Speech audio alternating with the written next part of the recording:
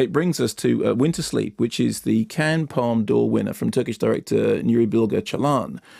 This won the Palme d'Or earlier this year, and I thought it was a really wonderful film. I should say from the outset, it's over 3 hours long, and I've in the past been very critical of movies being too long for the sake of it. And you really think, you're going to feel 3 hours. Actually, in the case of this, I didn't at all. It's a movie which takes its time and in many ways is kind of feels closer in its conversational structures to a novel.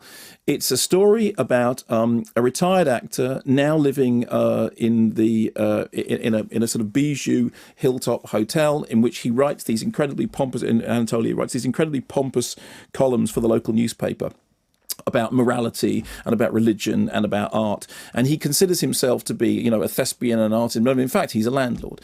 And we discover very early on that he delegates his landlord responsibilities of the buildings that are owned around the hotel to his aide and also to debt collectors who aren't scared to rough up the tenants when necessary.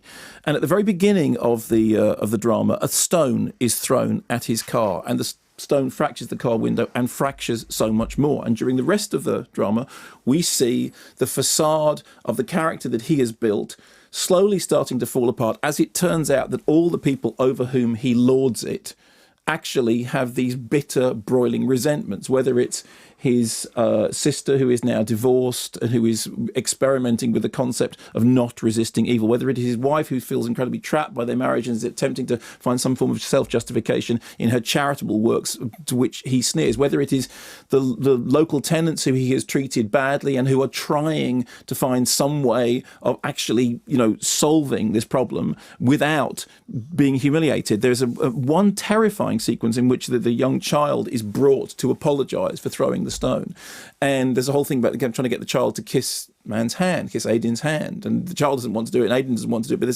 there's almost a tableau, which almost like a sort of Roman emperor holding up his hand to be kissed by the child. And as the drama moves on, the characters have conversations, lengthy conversations. And one of the conversations, I think, lasts about 20 minutes. And it's the sort of stuff that you would expect, as I said, more in a novel. I mean, the film has very, very literary roots. It credits Chekhov, and it acknowledges Voltaire, and there are nods towards Sartre. And I think stylistically, in terms of the filmmaking itself, it owes a debt to Bergman. And there's this kind of Dostoevskian guilt theme going on underneath. But the reason that it works is, firstly, the really beautifully deft interactions between the characters, as you see each one's resentments, each one's disappointments. You see in their backstory, as we would call it here, all the strange slights, the strange disappointments, the strange resentments which have led them to be the character they are. There's one moment in which our central character is referred to as somebody who basically hates everybody. And yet he seems to be sort of smiling and benevolent. He was desperate to discuss a chance encounter that he had with Omar Sharif, with his guests. And there's a lot of sort of quite, highfalutin philosophical discussions and discussions of, literature and morality in a way that sounds like it shouldn't be cinematic. In fact, the film takes place in an incredibly cinematic environment, which it then withholds from us by most of the action taking part indoors, shot in this kind of widescreen claustrophobia, that you have that sort of 2:3:5 frame, but you're inside and you're trapped with these people inside. I think the film is about wealth and poverty. It's about religion and secularism. It's about husbands and wives. And it's very, very wordy, and it's a film that requires you to give in to its own rhythm. I don't think, incidentally, that it's on a par with Once Upon a Time in Anatolia, which I still think is the director's finest work. But writing the script once again with his wife, I think it has a really even-handed balance in the way in which it portrays its gender battles.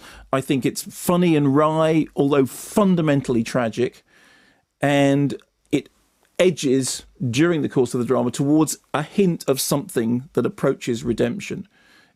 There was an interview with the director in which somebody said, look, is it a problem that it's 3 hours long? And he said, well, we live in an age in which people will, if they don't want to watch that in the cinema, they'll watch it on DVD. There are a few films that I've seen in the cinema that are 3 hours long that I thought justified it. This was one of them.